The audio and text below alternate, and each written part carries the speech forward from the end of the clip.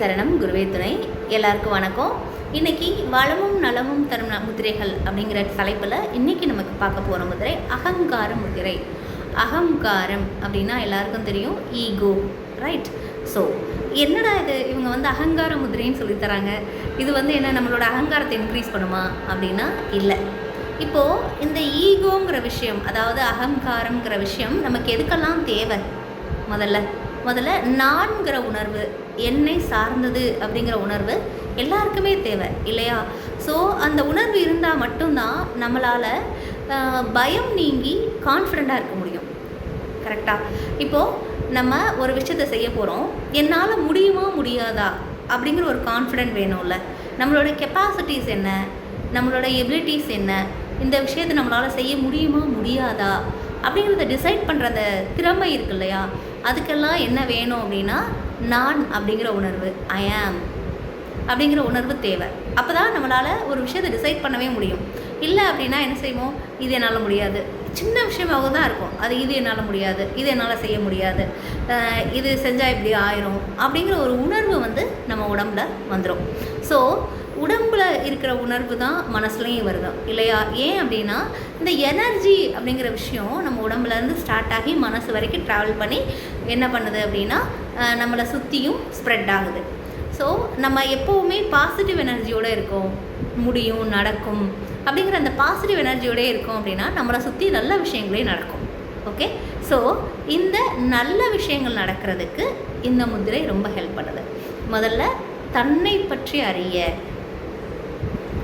என்னை பற்றி அறிந்து கொள்ள, என்னுடைய உணர்வுகளை புரிந்து கொள்ள, என்னுடைய கெப்பாசிட்டிஸ், என்னுடைய திறமைகளை அறிந்து கொள்ள இந்த முதிரை ரொம்ப ஹெல்ப் பண்ணுது. ஓகே? என்னுடைய மனதை புரிந்து கொள்ளவும் இந்த முத்ரா ரொம்ப ஹெல்ப் பண்ணுது. அதே மாதிரி மனசை ஸ்ட்ராங்காகவும் ஃபோக்கஸாகவும் வச்சுக்கிறதுக்கும் இந்த முத்ரா ரொம்ப ஹெல்ப் பண்ணுது. அப்படிப்பட்ட அகங்கார முதிரை தான் இன்றைக்கி பார்க்க போகிறோம். அகங்கார முதிரை எப்படி பண்ணுறதுன்னு பார்க்கலாம். ஃபஸ்ட்டு வாங்க, உங்களோட இண்டெக்ஸ் ஃபிங்கர் இருக்குல்ல, இண்டெக்ஸ் ஃபிங்கர் இதில் வெளிப்பக்கம் ஃபஸ்ட்டு ஒரு ஃபேலஜ் இருக்குது, ரெண்டாவது மூணு இருக்குது இல்லையா? 3 கோடு. இப்போ ஃபஸ்ட் பார்ட்டை விட்டுருவோம். செகண்ட் பார்ட் இருக்குல்ல, அதில் போய் இப்படி கட்டை விரலை இப்படி அழுத்திக்கங்க. செகண்ட் பார்ட்டில் இப்படி கட்டை விரலை அழுத்துங்க. ஓகே? இப்போது இந்த விரல் இருக்கு இல்லையா, இப்படி மடித்து லைட்டாக ப்ரெஷர் கொடுங்க. தம்பால் ப்ரெஷர் கொடுக்கணும். ஓகே? ஸோ கை பார்க்குறதுக்கு இப்படி இருக்கும். ரைட் ஹேண்டில் 2 கையிலையுமே பண்ணணும். பாருங்கள், இந்த மாதிரி சைடில் அழுத்தம் கொடுக்குறோம். ஓகே?